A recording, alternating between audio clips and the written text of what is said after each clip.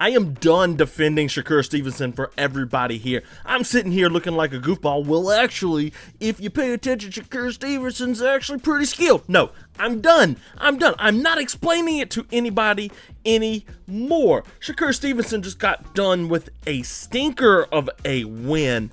And, I mean, it was boring. He was even more offensive in this fight. And it was boring. It's been that way for a while, since it's moved to 135. Shakur Stevenson has been absolutely boring to watch. And unless you're a nerd like me who's like, oh, look, he's doing the cross thing. That's cool. That's cool. Oh, look how he passed down, and look how he's doing all this stuff and making it so hard to hit. He's a boring fighter. I get it. I understand. He beat Artem Harutyunyan, and it was a decision. After going back to his corner and being like, hey, look, I'm going to knock him out. Shakur Stevenson did not knock him out. He went 12 rounds. And I know he's going to go online and talk about how, oh, y'all couldn't beat me up in a fight. I'm here to fight with the best. Yada, yada, blah, blah. This is Shakur Twitterson. You're still boring. It sucks because he's such a good fighter. Shakur Stevenson is he's such a fun fighter when he wants to be. You know, he's a southpaw who uses his skills very, very well. I can't get over it. It drives me nuts. And his skills are absolutely top tier, man. He's so good. And when he's on, and he's terrifying. But to the average fan, think about it. He had people leaving in the 11th round of a fight he was winning. That's the equivalent of like me going to an LSU basketball game and then being up by 40 and be like, all right, let's roll. Except in boxing, the fight can be over like that. Harutyunyan could have like knocked him out in round 12 and it would have been a bad basketball game, basically. Just absolutely dreadful. And like, it's not going to do him any favors. Like, he wants to fight, Shakur Stevenson wants to fight Gervonta Davis, Lomachenko. I mean, you got this division 135 that's so good, and he's not going to get any play from anybody because people leave before the fight's over with. You got Gervonta Davis, Shakur Stevenson, William Zepeda, Lomachenko. You got Emmanuel Navarrete, who's been chasing him for so long. Keyshawn Davis is there coming up. There's so many good fighters here. And Shakur Stevenson is among the best of them. And he can't get people to, in his home state, he can't get people to stay for a fight. Dreadful. Horrible. Just, ugh. You got Dennis Berinchek, I've just pulled up. I mean, there's so many people out there. Everybody wants to talk about the Tank fight. Tank's not going to take this fight. Lomachenko people will turn up for Gervonta Davis. People are not going to turn up for Shakur Stevenson because they see him as a boring fighter. You're going to have to line up Shakur Stevenson with somebody just horrible, like just a cab driver, not even an Uber driver. Like, the dude rides bikes around the city for people. He's got to get a win, and he's got to get a knockout. How many straight decisions has it been for Shakur? I know it hadn't been that many, but like after his last fight last November against, who was that? Edwin Dos Santos. You know, you figured, oh yeah, well, I'm going to go out there and make a statement. And he was fighting Artem Harutyunyan much better than he fought Edwin De Los Santos. He was out on the front foot. But it was like he was just pitter-pattering him.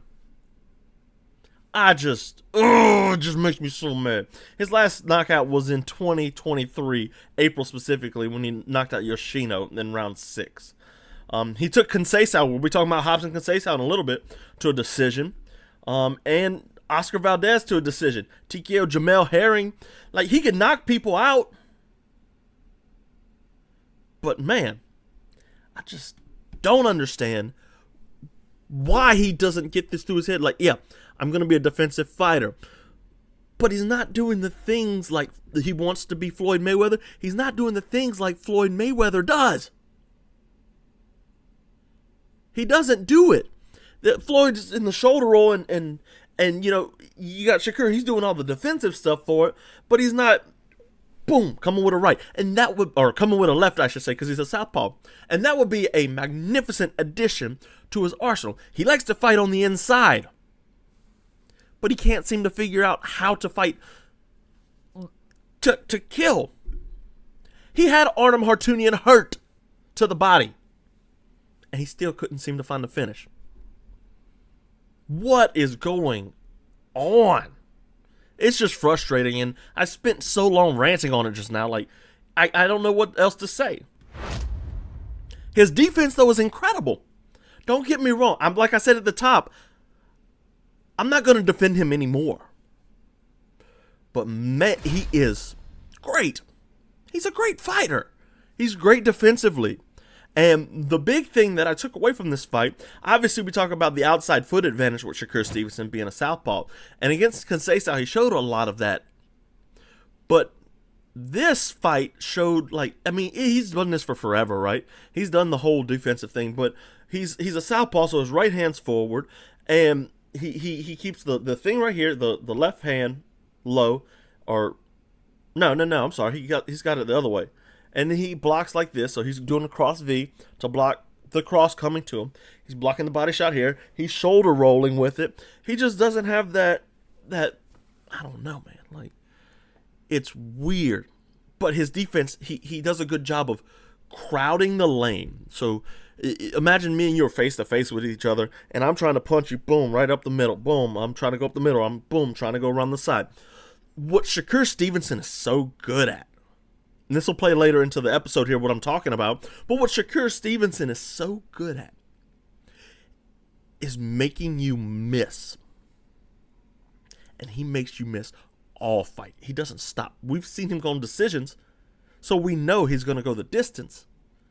But you're not going to hit him. He's going to shoulder roll. He's great at the shoulder roll. He's not great at firing off the shoulder roll, no. And firing off the shoulder roll, like, when you're rolling with these punches, you're going to get them overextended. And that's when you land your heavy shots. Instead, no, he waits. He punches to the body. He won't throw a cross left. I was watching for it all night. Off the shoulder roll, off the just a pull counter. That's all it is. Floyd Mayweather, he wants to be Floyd Mayweather so bad. Watch Floyd do this. But defensively, man, he is probably among the top 3, top 5 in boxing, hands down. He might even be the best. So when you're punching, when we're punching, and I'm trying to hit you, and you're in the shoulder roll, you're going to roll with the punch, or you're going to block cross. So he'll do this thing, the hands on one side of his face, and you'll come with a cross, and with this hand low, you can either roll with it, like, wait, how am I doing this? How am I doing it? Yeah, so roll with it, or you can, boom, put your hand in the way. Patting things down. He's patting things down constantly. He's blocking the body. He's moving his hand up, throwing punches off. Like, his defense is just magnificent. He just can't put it together on offense. I feel like I'm talking about football right now, like American football. That is like, oh, they're great defensively. You know, nobody can score on them, but they can't score. Shakur Stevenson has the same problem. It's like Les Miles LSU all over again. But I don't know, man. Like, it's just so frustrating to watch because he is so talented. He's such a brilliant defensive fighter. But he can't get it done offensively, especially recently. I don't know if he's in his head or what. It's just frustrating, man. It really is. I've watched him for a long time, and I've seen just how good Shakur Stevenson is and can be. Maybe he needs to put on some weight, some muscle for 135. I know he hadn't been here for super long, but, like, come on, get some in the gym, bro. But no, he can't do it. He can't, and I don't understand it. You know, just go out to Costa Rica where WADA's not going to find you and do you a cycle, bro. I'm going to advocate for you doing steroids because he is skinny. He's thickened up since he's come up to 135, but he lacks the required muscle, I think, to actually have weight behind his punches. Because remember, he's a 3-weight champion. Once upon a time, he fought at, let's see.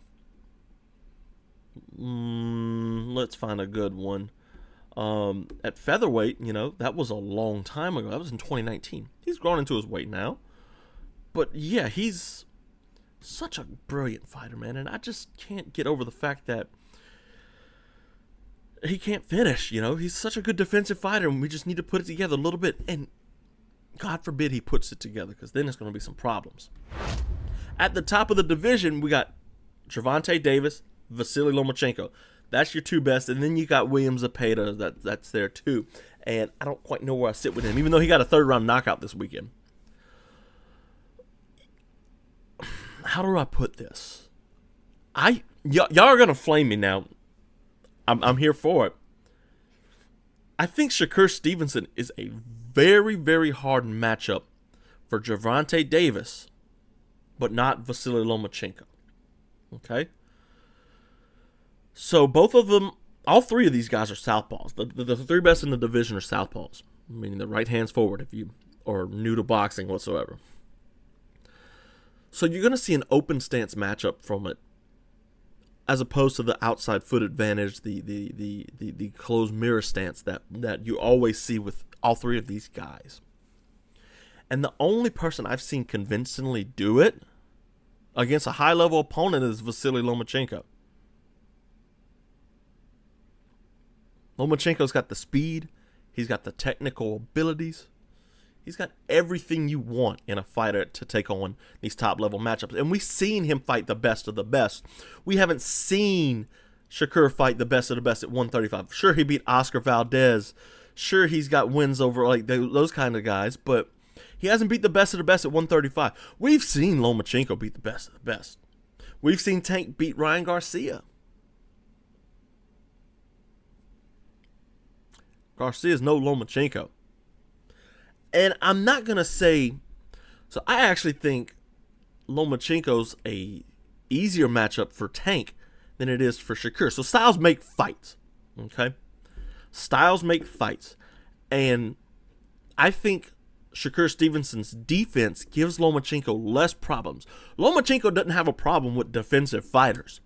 Vasyl Lomachenko has a problem with powerful, strong fighters, or fighters that are bigger than him. And him fighting up at 135, everybody's bigger than him.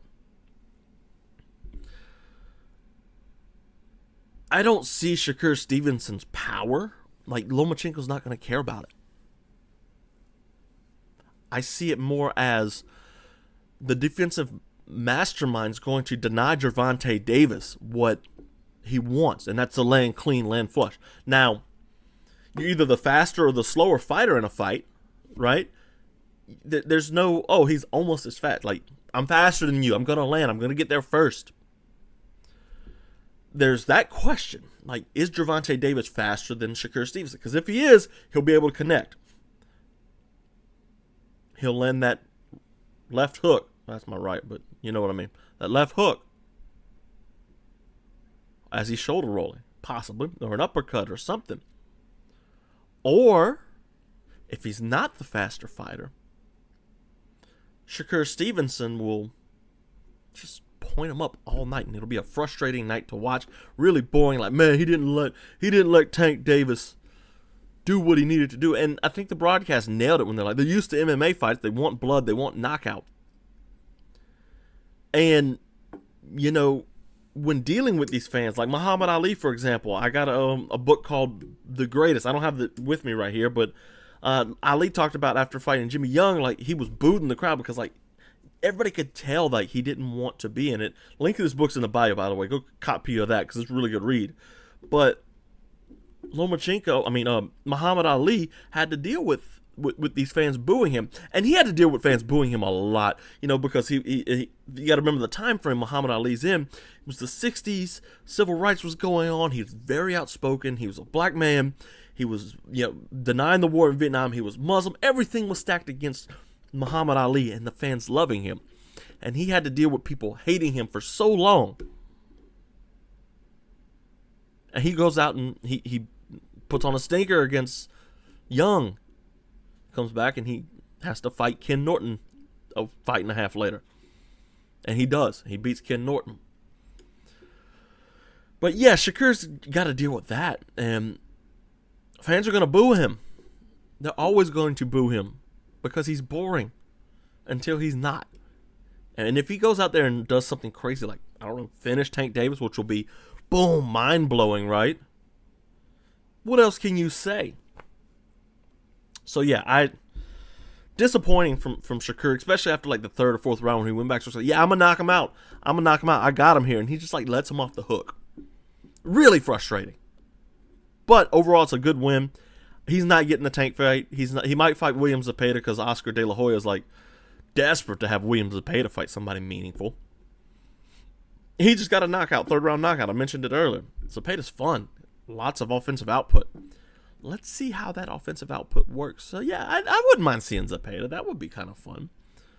That'd be very fun, actually. Zepeda versus Shakur. Let's do that, right? Because if Lomachenko and Davis fight, that's the one to make. Shakur Foster fought Robson Conceico. Now, Conceico, I've said this for a while.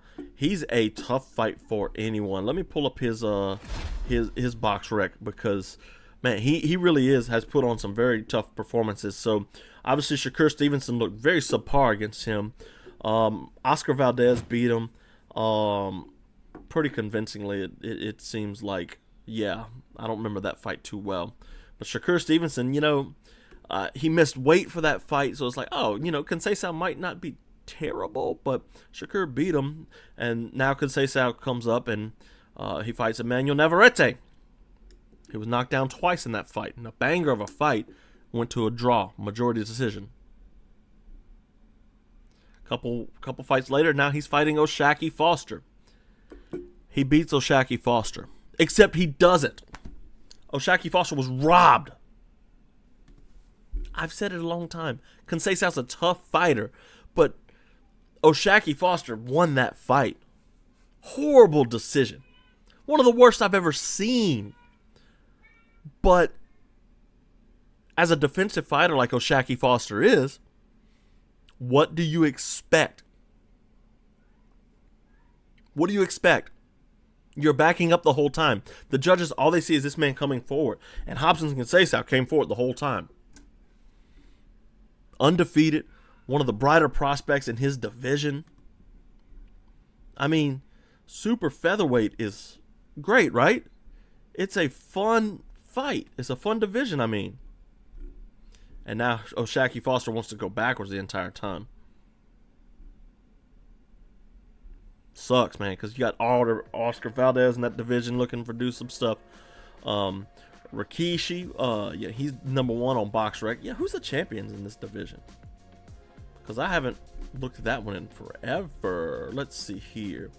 Yeah, you got the Anthony Karachi guy, Lamont Roach, Oscar Valdez, Emmanuel Navarrete still the champion. Now you got Robson Conceico with a WBC belt. He's not going to rematch Shakur Foster. A very, very frustrating guy to watch. Crazy, though. About the worst decision I've ever seen, man. They robbed him blind. They had to hit a gun to his head, and it was like, hey, give me that. And they took his title. Keyshawn Davis got in too big of a brawl against Maldino. Keyshawn's undefeated, 10-0. Very, very dangerous fighter. When he's aggressive and he looks for a kill, he's great. And that was coming off of his win over Jose Pedraza. And then a third round knockout for what you call it. But yeah, defensive boxing, man. Shakur Stevenson's great at it. We see a lot of that, and we saw a lot of like the peek outs and stuff like we've seen from Francis Ngannou against Tyson Fury. Usyk did it too against Tyson Fury. Francis Ngannou had a great defensive plan against Tyson Fury, and he showed up and did his thing. I'm not saying Francis is Shakur Stevenson, but I'm saying his game plan against Tyson Fury was unique, and it's one to study.